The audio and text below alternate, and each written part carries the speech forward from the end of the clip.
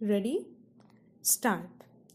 From the analysis of Section 13 of the 1973 Act and upon conjoint reading with Section 47, 50 and 63 of the same Act, we must hold that the requirement of taking previous permission of the RBI before executing the sale deed or gift deed is the quintessence, and failure to do so must render the transfer unenforceable in law.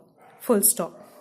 The dispensation under Section 31 mandates previous or prior permission of the RBI before the transfer takes place.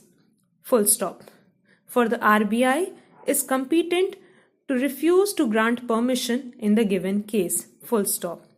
The sale or gift could be given effect and taken forward only after the permission is accorded by the RBI. Full stop.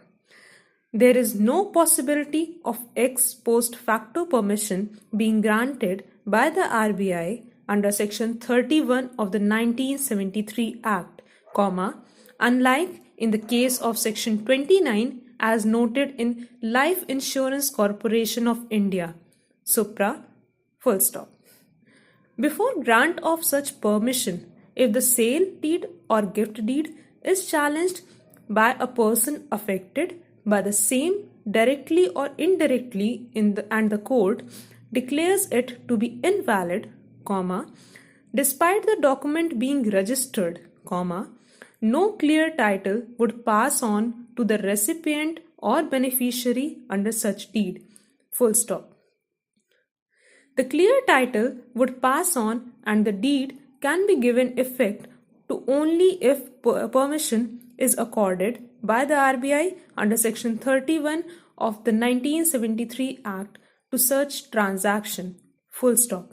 Paragraph change.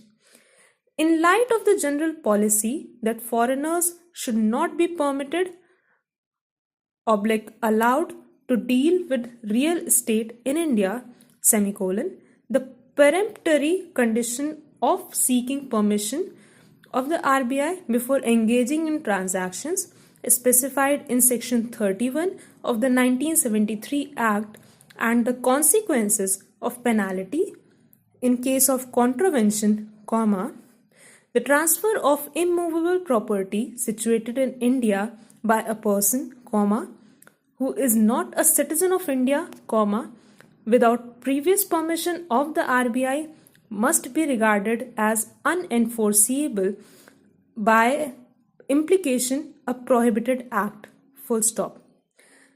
That can be avoided by the RBI and also by anyone who is affected directly or indirectly by such a transaction, full stop. There is no reason to deny remedy to a person, who is directly or indirectly affected by such a transaction, full stop. He can set up challenge thereto by direct action or even by way of collateral or indirect challenge, full stop. In other words, until permission is accorded by the RBI, it would not be lawful contract or agreement within the meaning of Section 10 read with Section 23 of the Contract Act, full stop. The fact that the transaction can be taken forward after grant of permission by the RBI does not make the transaction any less forbidden at the time it is entered into, full stop. It would nevertheless be a case of transaction opposed to public policy and, thus, unlawful, full stop. In this view of the matter, the appellant must succeed and would be entitled for the reliefs claimed in OS number 10079 of 1984 for declaration that the gift deed dated 11/03/1977 and supplementary deed dated 1980 in favor of respondent number 1 are invalid, unenforceable and not binding on the plaintiff. Stop.